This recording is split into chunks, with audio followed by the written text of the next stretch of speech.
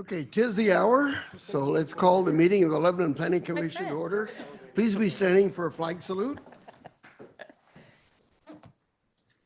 I Pledge allegiance to the flag of the United States of America and to the republic for which it stands, one nation, under God, indivisible, with liberty and justice for all.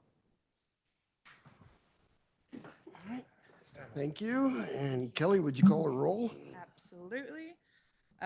Commissioners Miller, Here. Malloy, Here. Angelford, Here. Fountain, Here. Commissioner Baxter is excused, Brashears, Here. McLean, Here. Vice Chair Garrett Kunerowski, Here. and Chair Robertson. Here. Okay, I hope everybody's had an opportunity to review the minutes from our June Planning Commission. Any additions, corrections to those minutes? Hearing none, then the minutes will be approved as presented.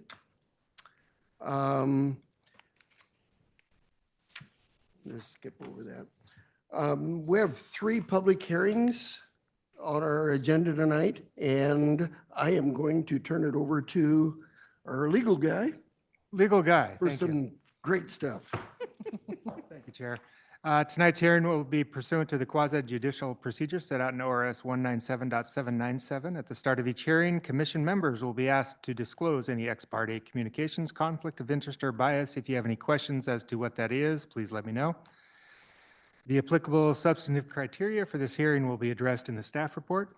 Testimony may be in any oral or written form, but must be directed towards the criteria outlined in the staff report, the comprehensive plan, or the city's land use regulations. Any issue raised must be accompanied by statements or evidence sufficient enough to allow the commission and parties an opportunity to respond. Please note the failure to raise an issue, including a constitutional issue, by the close of the hearing will prevent any appeal to the Land Use Board of Appeals. You may ask for any bias or ex parte contact. Okay. And with that, we will open public hearing AR-24-05 and ask for any ex parte contact, conflict of interest, or bias. I live nearby. So you're saying you live nearby the proposed development? Yes. And will the fact that you live nearby that development have any influence in your decision-making process tonight? No. Okay. Okay, any other disclosures? If not, then we will turn it over to staff for staff report. So good evening, everybody. Before you tonight is a proposed apartment development for a 20-unit development at 377 Vaughn Lane. The property is on the south side of Vaughn Lane. It is located within the residential mixed density zone. It is surrounded by properties that is within a mix of city limits and county limits, all within the urban growth boundary. And the comprehensive plan designation and zoning designation match as residential mixed density. It is surrounded by residential uses of single-family homes in nature. And the property to the south is currently vacant, but it has been previously approved for a subdivision. And an application before you tonight is also a proposal for a subdivision modification for that site as well. There are public facilities within Vaughn Lane that are available to be extended to the site to serve the development as well. And we will be able to talk about those in the next slide. This is the proposed development. Again, the assigned zoning is residential mixed density. The proposal is 28 apartment units. All of them would be 1-bedroom units. It is proposed to be single story. The density for the property meets code in terms of how many units are provided for the size of the property. It's actually less dense than what is technically authorized per the code. Per what is required for the area, to make the number of units that are proposed, you require just under an acre in size. and the property is 1.88 acres, so it is less dense than what is authorized. The property includes a total of 3 building blocks. 2 of them are oriented kind of in a north-south direction, and one of them towards the south side of the property is oriented in an east-west direction. And they're oriented around the main drive aisles to provide the parking and access to the sites. The property and the development is designed to meet the required setback standards. It meets the required 10-foot front setback along Vaughan Lane. The 5-foot setbacks along the side property line is the minimum. That minimum is provided for the southern building block for that east-west building. For the eastern property line, a 10-foot setback is provided for the north-south building on the western building block. And then a much larger setback is provided for the north-south building block on the western side of the property, where the remainder part of that property area is provided as the open space area, but it is also a large wetland area for the site. As you can see, also south of that building that's oriented in the east-west direction, there's also a large area that's about 79 feet in setback area from the southern property line. That is the rear setback. That is far more than the minimum, the minimum 20-foot setback. And that is largely because that area is also designated wetland area. So for lot coverage purposes, the maximum allowed under code is 60% of the lot area. What is proposed is 25, so that meets the requirements. For open space standards, 25% of the lot must be provided for open space. And then the standards as dictated in the staff reports are separated for common open space and usable open space. The blue area is designated as the common and usable open space, and within that includes the children's play area. And they're also providing private patio areas, which provides the open space area as well to meet the code requirements. In terms of parking, within our code, there is a mixture of bicycle parking requirements and vehicle parking requirements. It's 2.25 parking spaces per unit for vehicle parking spaces and 0.5 parking spaces, vehicle spaces per unit. Backtrack. 0.5 bicycle spaces per unit for the bike standards. However, our code does provide what's called an earned parking reduction for vehicle parking if you provide additional bicycle parking on the property, which is provided. So providing additional bicycle amenities with covered bicycle spaces. They are providing ultimately a 10% vehicle parking reduction, which is authorized by right in the code. So a total of 54 vehicle parking spaces is provided for the 28 one-bedroom units and 24 bicycle parking spaces as covered bicycle spaces. In terms of access, there would be 1 vehicle access from Vaughan Lane as a driveway. And then there's parking on both sides of the main drive aisle access. And then it goes into a hammerhead drive aisle. And they have provided the template that demonstrates that it meets the fire turnaround radiuses to be able to get a fire truck in there and then be able to turn around and be able to exit the property appropriately. And then in terms of utilities, there is the West Side Interceptor project that was just completed at 5th and Vaughan before it turns southwards on 5th. This property, as part of the development, would extend the sewer to and through this property.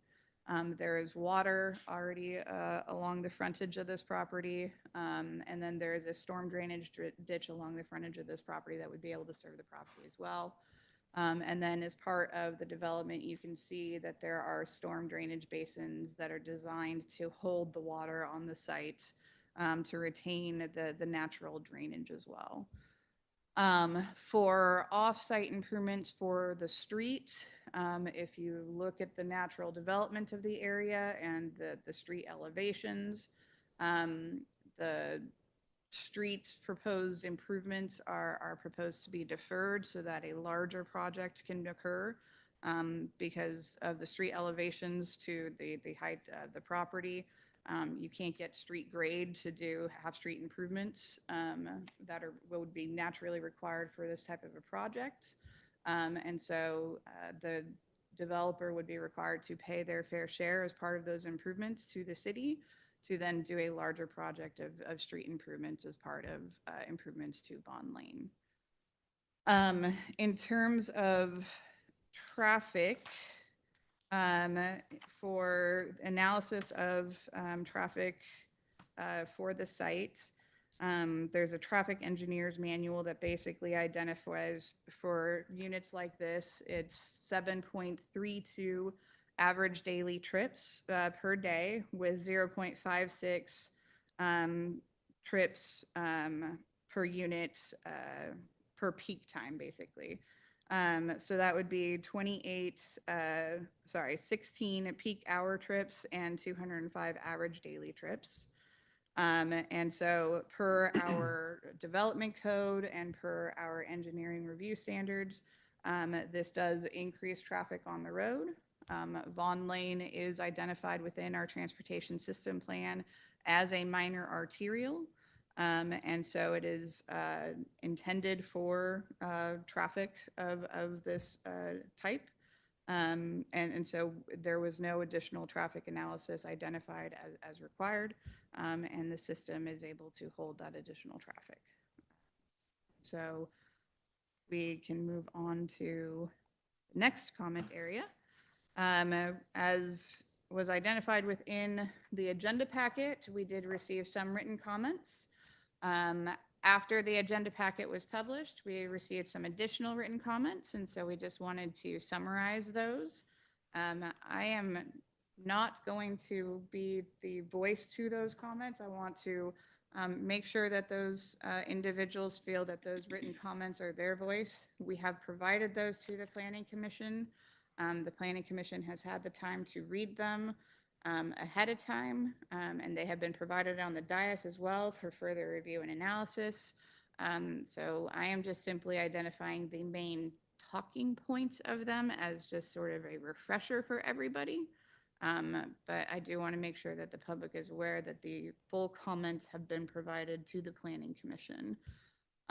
So for general talking point purposes, the first public comment was identified opposition due to concerns regarding loss of a neighborhood atmosphere, the issues regarding the fact that a lot of the properties around the area are on well, and that the property could affect the water aquifer, and then increased traffic and loss of natural viewpoints. Generally speaking, this property is within the city's urban growth boundary. Per the state of Oregon, per the city's growth patterns, the urban growth boundary is intended for urbanization. It is for city growth purposes. The city's general comprehensive plan and zoning ordinances identify as residential mixed density that this type of development is intended and for its purposes to meet the housing purposes and growth for the city. And so if the project meets the development code, the comprehensive plan identifies that this is the intended purpose of this area.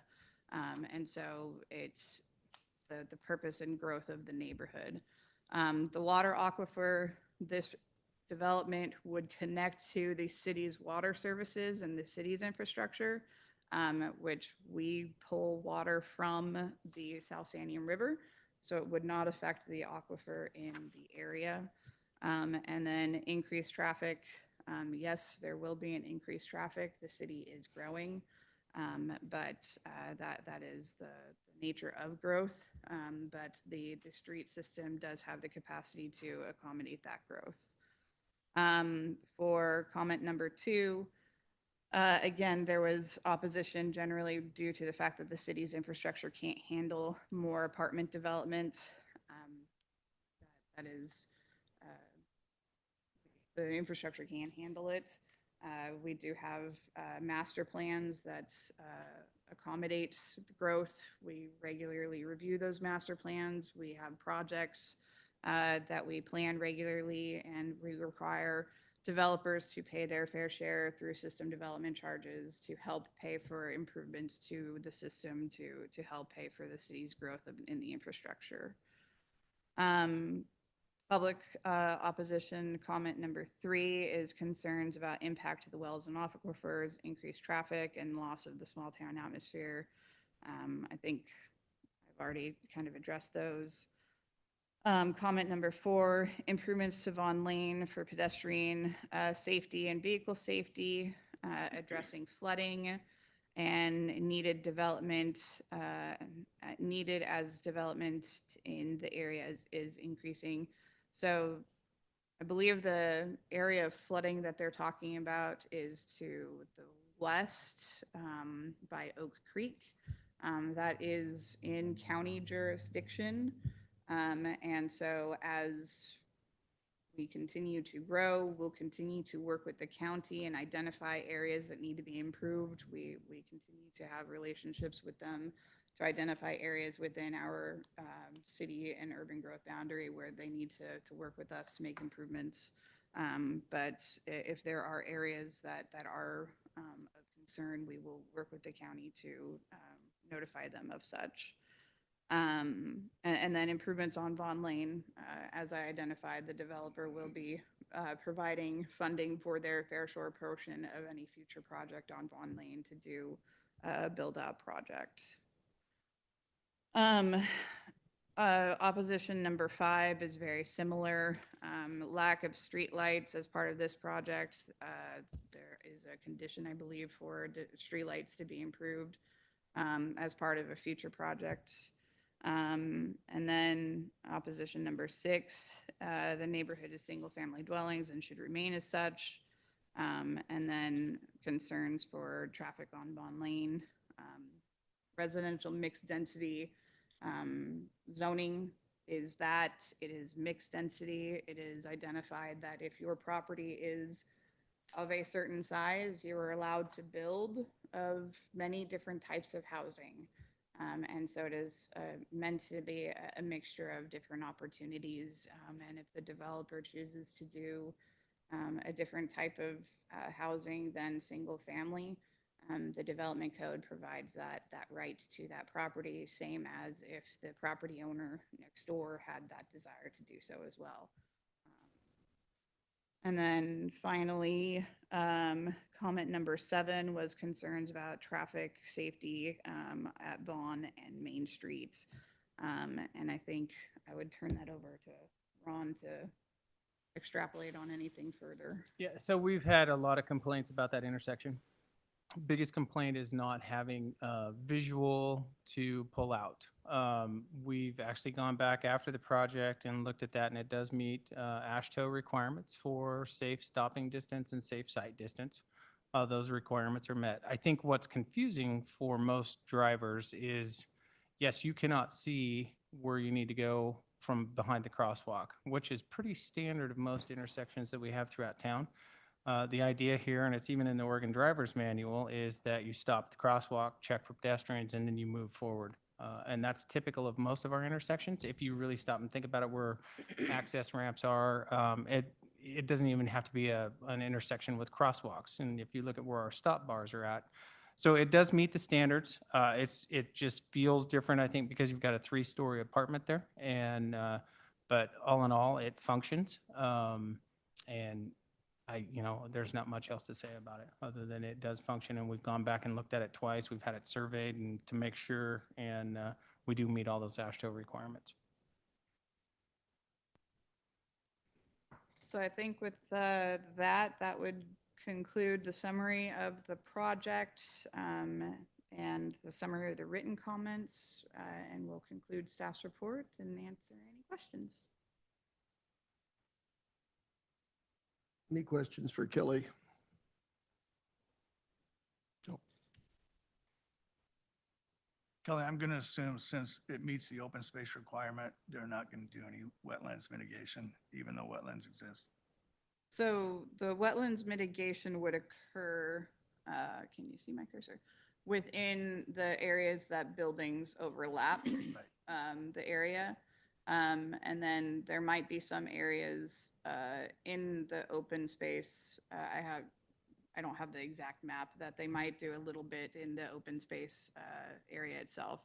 But only in the areas that are identified as the building area, I believe, is where they would be doing the mitigation. But they do meet the open space requirements in the blue area itself to where they might not need to. And our development code does say that 20% of wetland areas can also count towards open space. So they don't necessarily have to. Okay, any other questions? I had a question. Sorry, did you have another one? I do. Oh, but go ahead. Well, it's just for Ron. When I realize they're going to pay for street improvements when they come, but postponing those with a new development, what, is that going to have any kind of impact, or what would that look like? So when you say impact, what do you mean? Well, you have all this more traffic on a road that already exists, and they're should be paying for street improvements that are going to come at some point. But not doing those with the development, I'm a little concerned how that's all going to shake out. Sure. So if you think about their lot frontage out there and you think about that's a county standard road as it sits today, I've looked at it and you're probably looking at about 2 foot of elevation drop in order to make that a city standard street. So to try and build a half street in that and widen it, it can be done, but it actually probably creates more of a safety hazard for drivers than anything else because you're taper and you're dropping down, and to try and match that all up, because all we can condition is the half street on their side. So that was the reason for the deferral. If you're starting this at an intersection, it's a little bit easier to start into it, but to try and hit grades midstream in the block it's really tough. Walker Road's a prime example of that, where we did that, and we tried to save some of the stuff that they'd done back and forth, and it couldn't be done. We ended up taking it all out and redoing it all again. So this is the response to this. We know at some point Vaughn Lane's going to have to be rebuilt. It's in the SDC plans, and it's just a matter of getting into it. But I think does that answer your question? Yes, it Okay. does. And that was going to be my question too, is sort of, could you help us understand what triggers the road improvement as far as like in the future? Or what I the mean, timing is? as it begins to develop, I said ultimately we want to see development pay for this, right? So rather than using what little street funds we have or resources that we have, we would like to see development pay for this. Now, timing may dictate that we have to step in at some point and do that. We pushed all of our traffic when we had Walker Road closed down to Vaughn Lane. Yeah, it increased the traffic, but if you think about all the traffic that uses Walker Road and you push that all down to Vaughn Lane and South Main, we made that work, and there's going to be less than that here. So is there a trigger? There probably should be, but it's going to come down to resources, and how soon that happens. Because right now the city doesn't have enough money to fund the improvements, even with what they're doing here. So just to clarify, will or will not there be a sidewalk? There will not be a sidewalk, no, on this portion right here. There will be in the future, yes. We will tie it all together. As more of the properties along the Yeah. road are annexed and developed. Again, it comes back to, we can put a sidewalk out there. It's really a sidewalk to nowhere at this point. Yeah. But you'd have to tear it back up. And most Yeah. likely, yeah, it's going to come back up. Thanks. Okay, any other questions? Hearing none, then we will open the public testimony portion of our hearing and invite the applicant or the applicant's representative to come forward. sign in, state your names, please. I guess you've already signed in. Okay,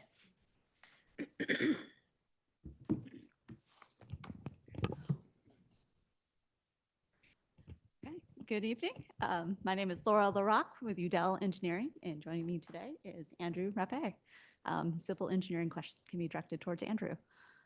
So as always, I say this every time, but Kelly does such a great overview. There's not too much more for me to add to the presentation. So I'll just briefly recap the proposal.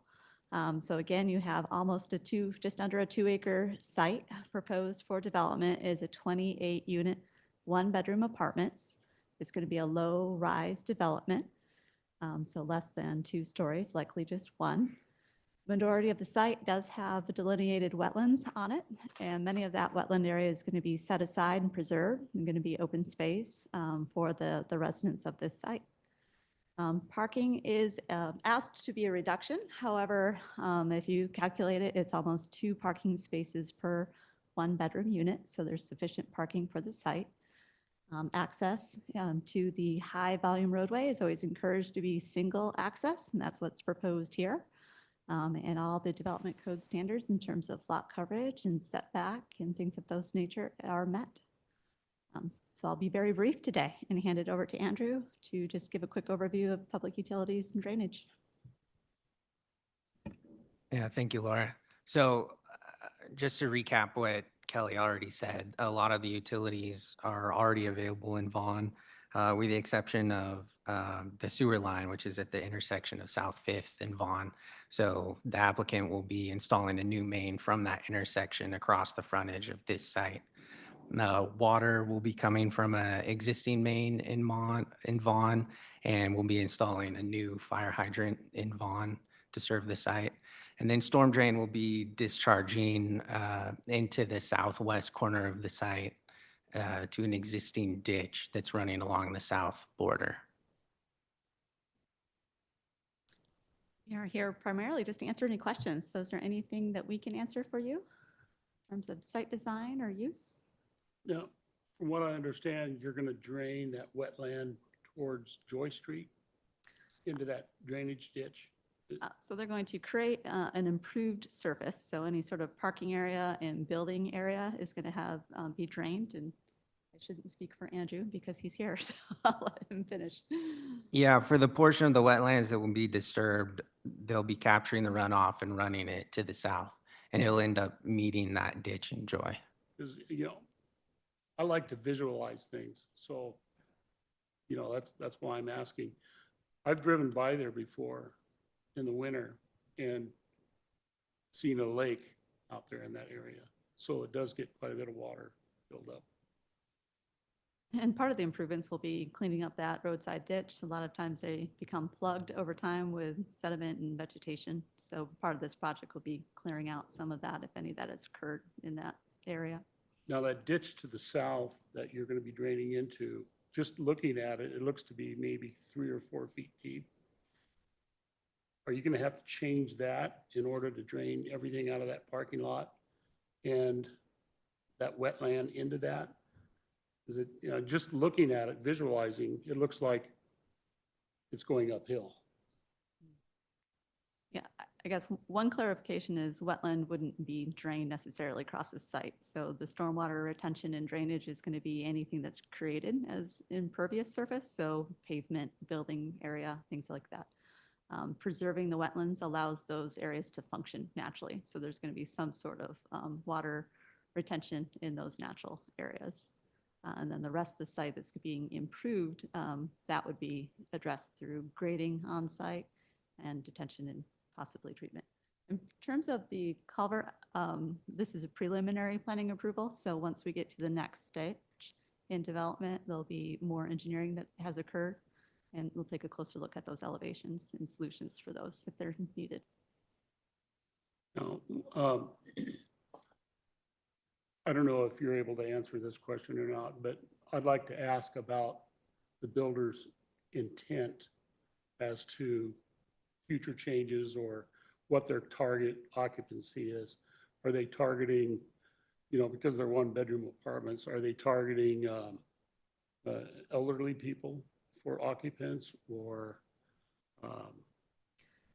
And the second part question is, and this has happened before, is a builder will come in and say, I'd like to do this.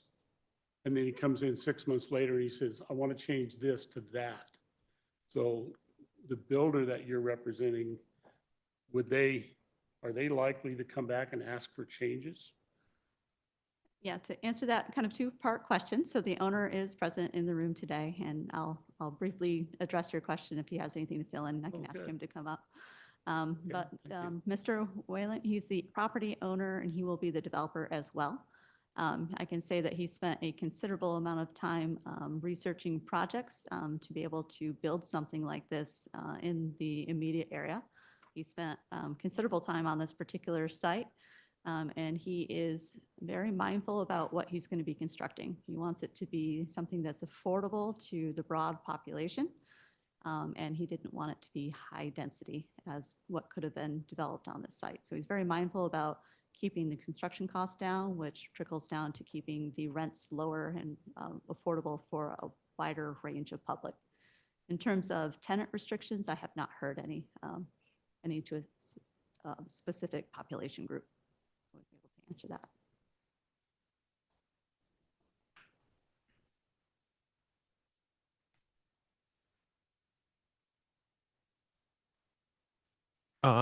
About a year ago, I sat in this room and listened to you guys discuss the need for housing, and the lower portion of the housing is, or the more affordable housing units were one of the things that had a higher need and less actual apartments or homes being built. So I'm trying to address that calculated need, and I do have a target market of older individuals on fixed incomes, but I can't just rent to those, and I don't plan on any age restrictions. But my entire that's why we're not doing a 2-story or a 3-story apartment building, because I hate those giant boxes. I really do. They're more profitable, but they don't add to any community value, and it doesn't address the need for the lower side of the housing, the lower cost housing. For the record, could you state your name, please? Braden Whaley. Thank you. You live here in town, Braden? Yeah, I graduated from Lebanon High School in 2005, and I was born here.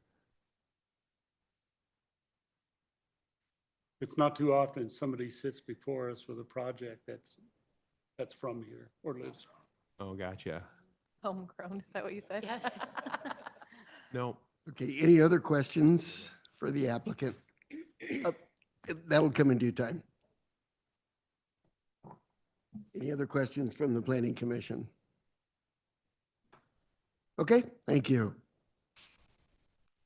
Okay, so our testimony portion is divided into 3 segments. First, we have the applicant, which we just heard from. Then we will take testimony as approving or in favor of, I should say, of the application. Then finally, we will do testimony in opposition.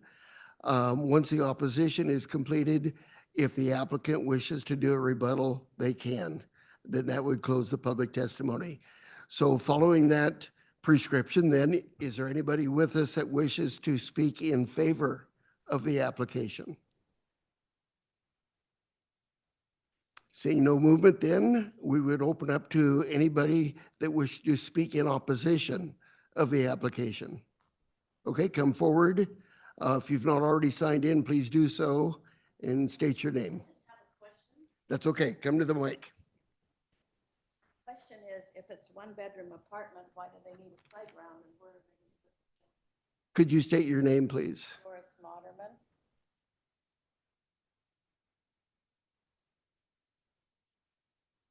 Okay, so your question is, I'm not opposed. I think it's a wonderful idea to have the one.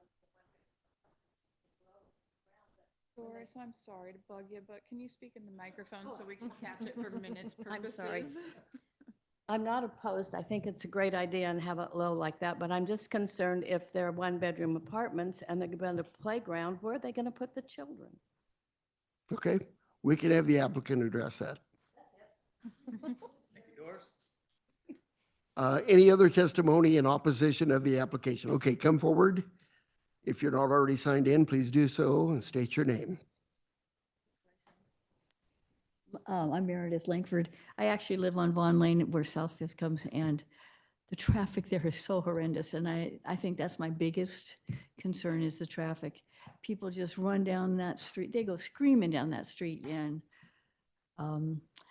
about last year, I think early last year, or maybe even this year, I contacted the city and I said, hey, could we do something about lowering the speed limit on there? Because almost where Chuck lives, right next to where this property is going to be, the speed limit is 40, and there's nowhere to get off the street, and it's a dangerous street to walk on.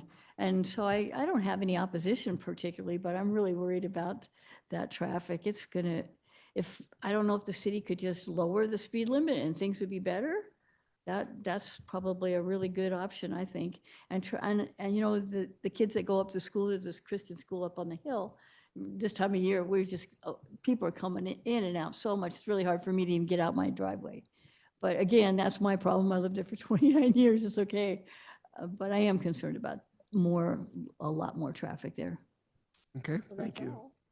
Meredith, what is the posted speed limit there right now? 40. Yeah, I drove by just to make sure.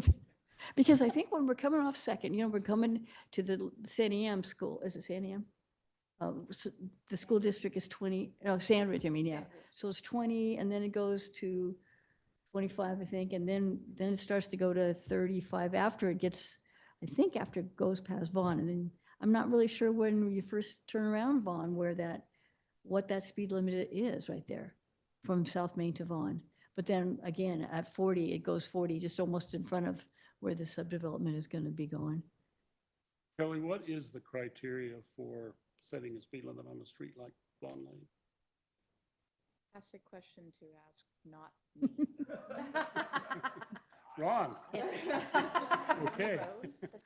So there's quite a process. No, a portion of it's city, a portion of it's county. So And really I'm what you in have the to do county. is you have to do a speed study. So you go out and do a speed study. I think we've done speed studies on Vaughn Lane before, and what we've come back with is it's changed a little bit. It used to be the 85th percentile. Now I think it's the 50th percentile. Basically, that's what your speed limit is set to. What 50%, I think it's 50% of your motorists are traveling is what your speed limit is set at. So then you've got some that are under and over. What we found is that it was posted within the speed limit that met most of the traffic, and most drivers will drive at a speed that's comfortable for the road conditions, and that's how they set the speed limit. That's not to say that we can't look at it again, but it's not going to guarantee that people are going to slow down. Yeah, and I So know that's they what did- we find. They did put that sign, they did put that speed check there for a while. But you know, the other day I was standing by my garbage can, and some guy's coming down the street. He's going up and down the street, really, and one of these cars that go rum, rum, rum. And I stood there and I went, with my neighbor, I went like that. And he just sped up as fast as he could. I'm thinking, you jerk, why are you doing that? But, you know, we have a lot of people that do that kind of Yeah. thing. And And so when you're talking about the bikes, there's no room for bikes to be, you might be wasting your time to put in bike parking because there's no room for bikes on that road at all now. Yeah, It's dangerous. for the speed, I mean, it becomes an enforcement issue, right? So if people aren't driving the speed limit or driving recklessly, then it's an enforcement issue. And sometimes lowering the speed limit is not quite the answer. I mean, it seems like the answer, but if people are driving it at a comfortable speed, that's not going to change their habits until they get a ticket, of course. But Right. until we have a police officer on every street, we run into this a lot. And South Fifth, even when they used to come down South Fifth, just Mhm. tearing down there. And I've had three people in my yard, Yeah. actually, over the years. And they put street light up on the corner there. And then not too long ago, somebody went speeding around the corner and they took out the light on the power pole on South Fifth. So that's my only gripe. We'll continue to monitor it. Okay. We're constantly monitoring speed on streets, and we'll continue to do so. But we And have to throw out tax out on the road, right? I don't do I that didn't because say I'll that. probably be the one to get the flat tire. But, yeah. Okay, We'll thanks. continue to monitor All that. right, thank you. Want to hand me that card? All right, anybody else wishing to speak in opposition? All right, seeing none, then we will turn it back to the applicant or applicant's representative.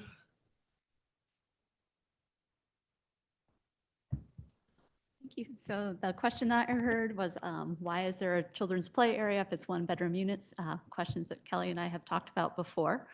So this is a development code standard. The development code states that multifamily development with 8 or more units needs to provide a children's play area. Doesn't stipulate about bedrooms. So this would be a possible code amendment in the future to address this, because it's not likely that children's would use such a facility if it is only one bedroom. Typically, that's just one adult. What has occurred in other situations around town is that what is considered a children's play area is widely defined, and types of improvements can be modified per development. So on this, there is an area for a children's play area to be developed. Alternatively, it could contain things like a barbecue pits or some more adult amenities for the site that would be better utilized. All right, any final questions? All right, thank you. Thank you. And with that, we will close the public testimony portion of our hearing. All further discussion will be among staff and planning commissioners. Okay, what are you thinking? I'd just like to say that I really appreciate the developer being present in person. Also really appreciate the local aspect and the consideration of not trying to milk every last commercial penny available out of the property and being mindful about the community. I am very appreciative to hear those kinds of things. And also want to make note of the fact that the proposal is directly in alignment with existing provisions within the code, not seeking, variances or anything like that. To me, this has a very different feel than a previous development that came through the planning commission there at Crowfoot. And we had many people out there that were unhappy and present and vocal about it. And I feel very good about what's been proposed here today. Okay, thank you. Any other questions, comments? Then let me ask the commission, do you feel that the criteria in this application has been met? Yes. Okay, seeing heads nod positively. Any other concerns? All right, is anybody prepared to make a motion? I'll make a motion. I move that the Planning Commission approve the proposed administrative review AR 24-05, adopting the written findings contained in the staff report with the development conditions, and direct the staff to draft an order of decision incorporating the findings and conditions of the approval. Okay, it's been motioned and seconded. Any further discussion? Okay, all those then in favor of the motion, please say aye. Aye. And those opposed? Motion carries unanimously. Okay, thank you. Moving on to our second public hearing.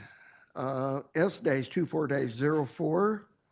Again, ask if there's any conflict of interest, ex parte contact, or bias that the Planning Commission needs to disclose. I live near this development as well. It's still not a Still conflict. not a I mean, I have no bias. Mr. Chairman, I still do have to unfortunately read the Okay. certain provisions into the record. Testimony, this will be pursuant to quasi judicial hearing procedures. Testimony may be in oral or written form, but must be directed towards the criteria, the comprehensive plan, or the city's land use regulations. Any issue raised must be accompanied by statements and evidence sufficient to allow the commission and parties an opportunity to respond. Please note the failure to raise an issue, including constitutional issues, by the close of the hearing will prevent any appeal to the Land Use Board of Appeals. Please recognize that my requirement to read this is by statute and not by choice. Okay, thank you. Are You- you just saying that so that we're paying attention? Yeah, I wanted to see if anybody He's giggled. just feeling really spunky tonight. Practicing for a commercial. It sounded like I was reading it, right? All right, we've already established no ex parte contact, conflict of interest or bias, and we will turn it over to staff for staff report. Thank you, sir. This proposal should look somewhat familiar for everybody here, I think. This is a development proposal for a property at the northwest corner of South Fifth and Joy Street. The zoning is residential mixed density. It is surrounded by properties within the city and within the county, all either designated within the zoning code or within the comprehensive plan as residential mixed density, and surrounded by either vacant properties, properties that are improved with single-family homes, or now recently approved for an apartment development.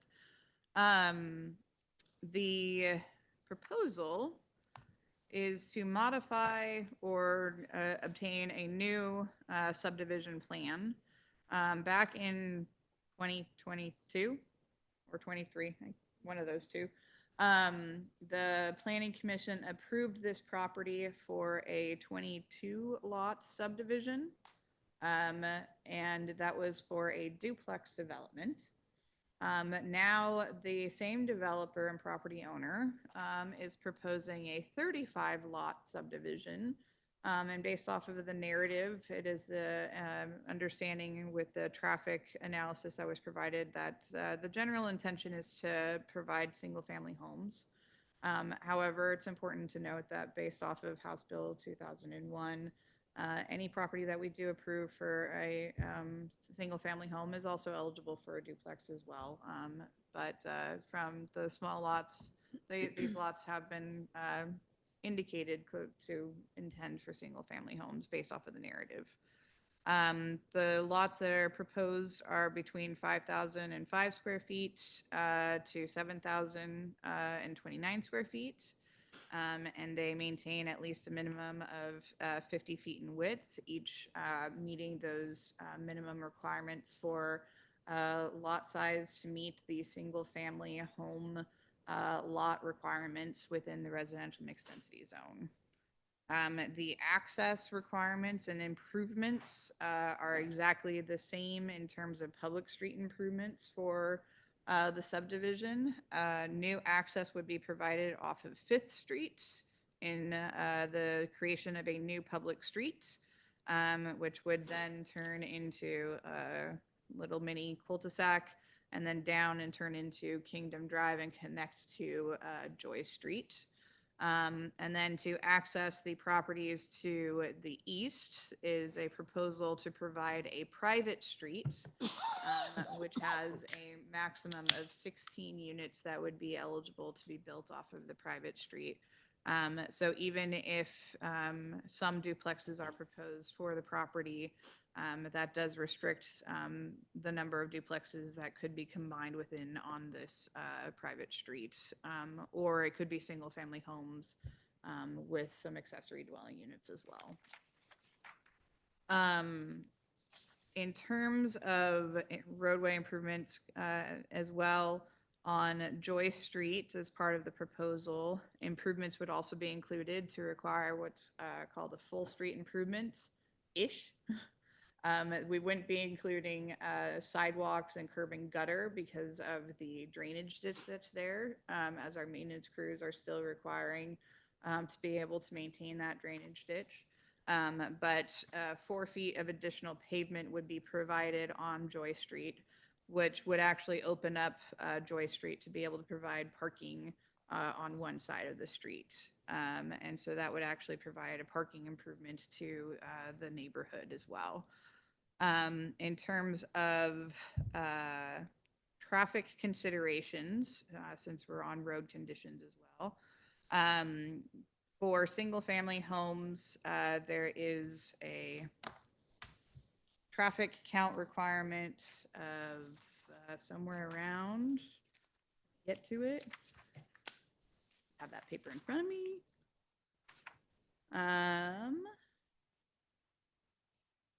Let's see, 9.34 vehicles per day, and 0.94 trips per peak PM traffic hour. And with 35 lots, that would equate to 330 trips per day. And so our development code does identify that we may trigger a traffic impact analysis for a project that could equate to trips per day of that size. However, we did look at the roadway system in this area and all of the intersections in this area, and they're all already improved and appropriately metered with stop signs. And the roads are improved with the appropriate amount of lanes and improvements. And so a traffic impact analysis would not have metered any additional mitigation measures out of it. And so it was determined that no additional analysis was needed for traffic at this point. We do have an added condition that we are proposing that would clarify that additional stop signs as part of the subdivision would be required. Just to clarify that that is a improvement as part of the subdivision. So we do have a modified motion in front of you to consider. That would just clarify that stop signs would be required for the intersection of Fifth and the new public street, Joy and the new public street, and then also the private street and the new public streets to make sure that that traffic pattern is also metered appropriately. In terms of utility extensions, there's the West Side Interceptor was recently pulled through this section of Fifth Street. And so now the sewer would be extended through the new public street and then connected down to Joy. Water utility would also be extended through the new public street as well as storm drainage. And then private utilities would be extended through the private streets to service those lots along that corridor. We would also maintain the private ditch, the storm drainage ditch on the south side of the properties along Joy. And so that means we would also be maintaining the easements on the south side of the property. One change from the previous consideration of this is we did go back and evaluate the size of the easement that was required for this easement for maintenance purposes. And instead of the size that we currently have, we can reduce it down to a 20-foot easement. And so that is what is currently proposed as part of the subdivision plan. And so that would give 7 feet of additional land back to the property for use and enjoyment as well. And there are, as with the previous development as well, there are wetlands on this site that would be proposed to be delineated and then mitigated for the development of the private streets and future development of the homes. We did receive written public comments for this project as well. We received a letter of opposition for the development that generally, again, caveat, I am not speaking for the individuals. You did receive these comments ahead of time. And so just not even a summary, but just general comment points are being provided. But the Planning Commission had time to fully review the comments. But for the first public comment, the opposition was generally The desire to maintain the approval at the smaller number of lots, and that we are already strapped in terms of police and fire capacity. And instead of this development, they'd rather see a new grocery store built somewhere else in town. I cannot speak for the fire district. They are a separate entity than the city of Lebanon. And for the police department, we provide services with our police department.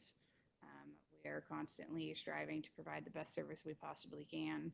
And we continue to provide that service to our community. And we'll do so as we continue. For comment number 2, this did not identify opposition or in favor. It was mostly just asking questions. In the comments that were provided, you also saw a dialogue with myself where I answered those questions. But it asked questions regarding the Joy Street roadway, parking and sidewalk improvements, which I summarized in my presentation. It asked about building height and occupancy. The building height maximum within the residential mixed density zone is 40 feet.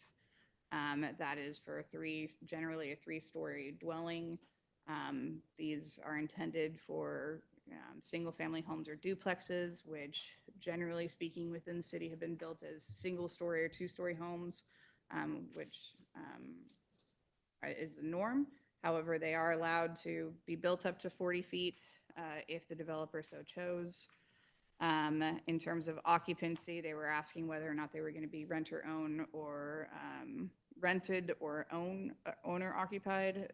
I would leave that up to the applicant to answer. They asked about traffic impacts. I have spoke about that already. And then in terms of streetlights, they asked if streetlights were going to be provided, and if so, if they can be informed about where exactly they were going to be provided. Yes, streetlights will be provided as part of this development. The exact location will be determined through the engineering site plan review and have not been specifically laid out at this point in time. And so I'm not sure if you have anything further to add. So that at this point would conclude staff's report. I would answer any questions. All right, any questions?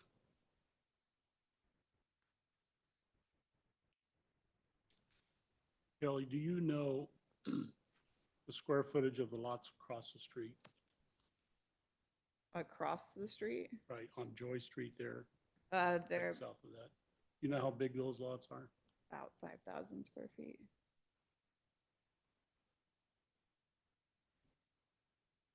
So pretty much the same. Yeah. Okay. All right, well, all right, thank you. All right, any other Good, ask the tough questions? questions. All right, well, I'll have a couple more down the road here. Any other questions? I have one. Kelly, I vaguely remember us doing this for the other one, and I remember the people on Joy Street complaining about looking at in the backyards of the homes. We maintained the condition that the planning commission ultimately ended up with from the previous discussion, and it was copied and pasted. Okay, I was just wondering if it followed through. Okay, It followed through. okay, thank you. All right, anything else? Okay, then we'll open our public testimony portion and ask the applicant or applicant's representative to come forward. Good evening, Laura LaRock with Udell Engineering and Land Surveying. Joining me this evening is Andrew Repe, also with Udell. So thank you for hearing the presentation tonight. What you have before you is a 30-lot subdivision proposal. Most of these lots will be served by the creation of new public streets. One is a longer section, the other is short. Those streets that will be developed will have connections to South Fifth and also Joy Street. Sidewalk connections to the existing sidewalk system on the opposite side of Joy Street will be created through the creation of these lots. There's also included in the proposal is a short private street section that will provide access to just a few lots off the end of the subdivision cul-de-sac. Included in that private street is a fire turnaround, so fire apparatuses will have the ability to drive down and serve those created lots and also make the backing movements to move out of that area. And as Kelly mentioned, I think the highlight of this application is it's one that you have seen before. The earlier proposal had less lots proposed. Those lots were bigger in size. The intention of the development on those lots were duplex, so primarily duplex development. The proposal before you today is intended to serve what the market is demanding, and that's primarily single-family development, possibly a mix of some duplexes in there as well. And as your planning commissioner already has pointed out, the lots that are proposed this evening with the current subdivision proposal are the same size and width and dimensions as things that already exist in the surrounding neighborhood. So the subdivision directly south of the project has similar size lots as the proposal that's in front of you this evening. So we'll think it'll add some consistency to the already developed neighborhood in the area. With that, I'll complete mine and hand it over to Andrew, talk a little bit about utilities and storm. Yeah, briefly for the utilities, there's water available in South Fifth and in Joy. So we'll be connecting to both of those mains and looping it through this development.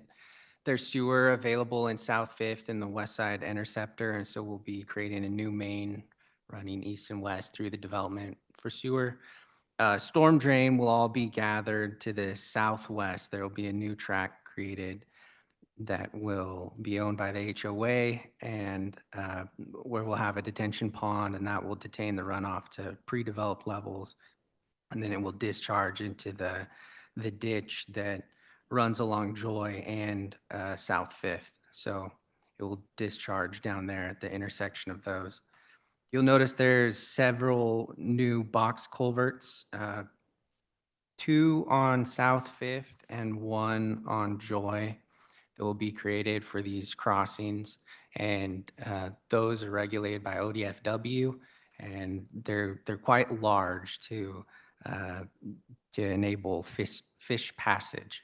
So that's why they're so big. We'll also be creating a sidewalk along South Fifth Street, but the paved surface will remain as it is now. That concludes our presentation, but we're happy to answer any questions that you have. Any questions? Dang, you done good. All right. All right, Thank you again. Appreciate your time. All right, then we will open it up for testimony in favor of the application. Seeing none, is there testimony in opposition of the application? Okay, come forward again, state your name. I'm Doris Moderman, and I live right across the street from this, and the size of my lot is 6,535. 5,000-foot lot is considerably smaller than what most of us have. I can put an RV next to my house. I think some of these other ones, I'm really good friends with Mark Schneider, who is the owner of the property and helping these people do this. I'm not against the project. I just like to see it much less dense. Okay, Maybe 24 was too little. Maybe 35 is too big. okay, I'd like to see a compromise. thank you. Any other testimony in opposition of the application? All right, seeing none, then we will close public testimony portion. All further discussion will be amongst planning commissioners and staff. So the private street, that's maintained by the homeowner, right? Yes. Simple question. Okay, I can't remember the last application. We had a combination of public and private. It's a little unique. I thought so too, but Kelly? what is the point in making that private? public street can't extend far enough to make a cul-de-sac large enough without impeding on other people's properties. Basically, there's no land to be able to build a public street and actually have property. Basically. Yeah, so you can't, we couldn't technically allow people to drive down there and turn around in somebody's driveway. So that's the reason for the private street, because it's just those folks that live down there that would use that portion of the street. Very similar to what's built over on, off of, Williams and yes, yeah, same situation. All right, any other questions? Go ahead. For the private street, is there going to be some kind of HOA or something to fund maintenance, et cetera, on that? Yeah, I think they alluded to an HOA for the drainage, so I would assume that the same thing would apply here too. Yeah, it would have to. There's a condition that says that there has to be a reciprocal access and maintenance agreement at minimum, but then with the drainage, it probably has the HOA as well. So Kelly, I have a question. If they, and I could be, if they put duplexes in there, is that considered a multifamily? No. Okay, it's just a shared wall, right? Like a zero lot line? Okay. The only reason I was asking was because of green space for children. If we require it for multifamily, if that was something that would be required, because I didn't see it, so. Our code only identifies multifamily of Multifamily. more than 3 units. More than 3, okay. Thank you. Kelly, since they came back and changed their plan, did they have to pay their fees all over again? Yes, sir.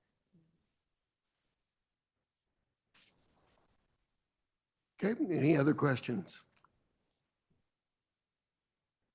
Okay, is anybody prepared? Well, first, let me ask this question. Do you feel the criteria has been met? Okay, I think we have an agreement that it has been. So in that case, then, is there a motion?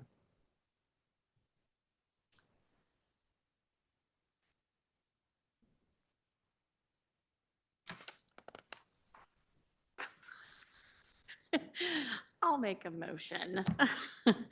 I move that the Planning Commission approve the subdivision S-22-03, adopting the written findings contained in the staff report for the decision criteria and conditions of development, with the modification to add an engineering condition for transportation to require a total of 3 stop signs at the intersections of the new Public Street and South Fifth Street and Joy Street, and the intersection of the private street and the new public street, and direct staff to draft an order of decision with the modified findings and conditions of approval. It's S-24-04. You said 22. Oh, that's because it says 03 in there. 04, I'm so sorry. I'll second. Okay, it's been motioned and seconded. Does everybody understand the motion and the correction? Okay. Any further discussion? Okay, all those then in favor of the motion, please say aye. Aye. Aye. And those opposed, same sign. All right, motion carries unanimously. Again, thank you. All right, moving on to our third and final public hearing. Annexation A-24-02.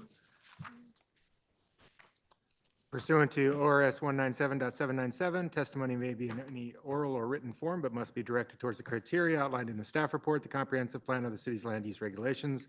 Any issue raised must be accompanied by statements and evidence sufficient to allow the commission and parties an opportunity to respond. Please note, failure to raise an issue, including constitutional issues, by the close of the hearing will prevent any appeal to the Land Use Board of Appeals. Okay. Any ex parte contact, conflict of interest, or bias? You don't live next to it? No. I was expecting that.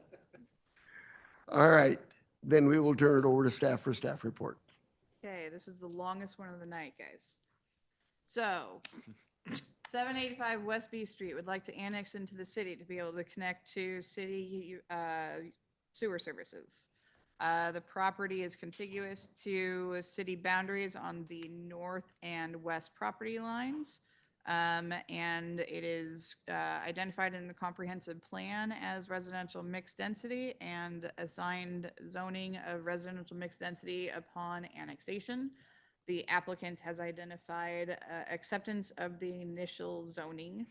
The surrounding properties are residential uses in nature, and public facilities are available in 9th Street and able to be extended to the property once annexed into the city.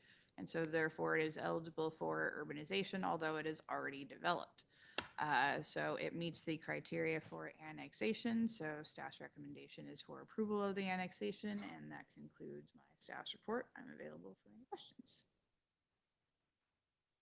Any questions for staff? Okay. Then we will open public testimony portion.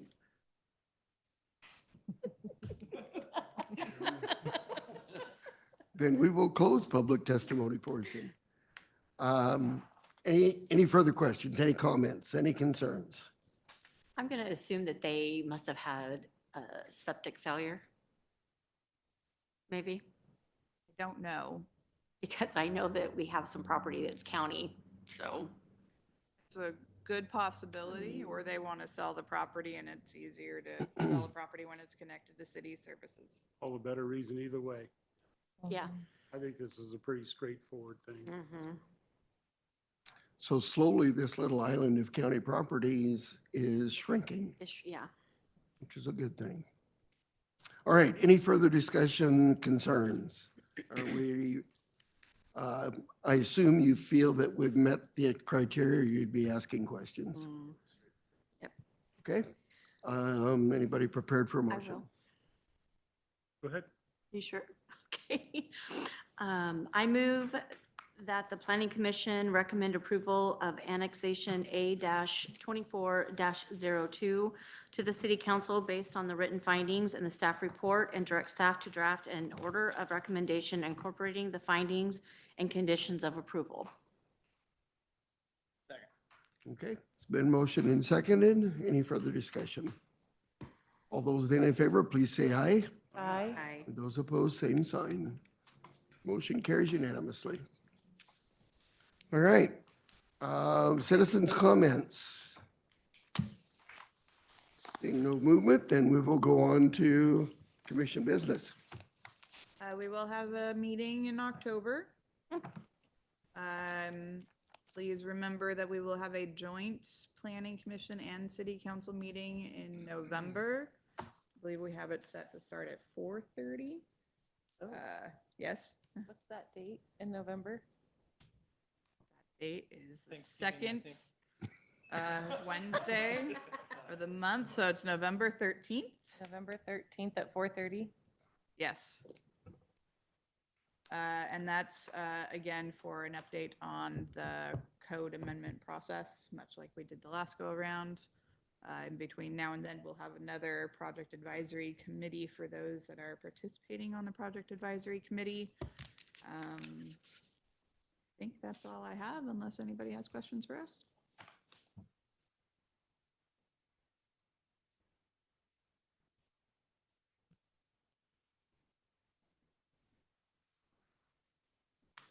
That's it. That's all I Okay, got. so in November, we have the joint meeting, but we're not going to actually have a planning commission meeting. We might, depending on We whether or don't not know we yet. have Okay. applications. Okay. Just a question. In the first hearing, we had lot coverage. Does that include impervious areas like parking lot? No, it includes pretty much Just the anything that building has a footprint? roof. Okay, Yeah. that makes more sense. All right. Any updates? Any questions, comments?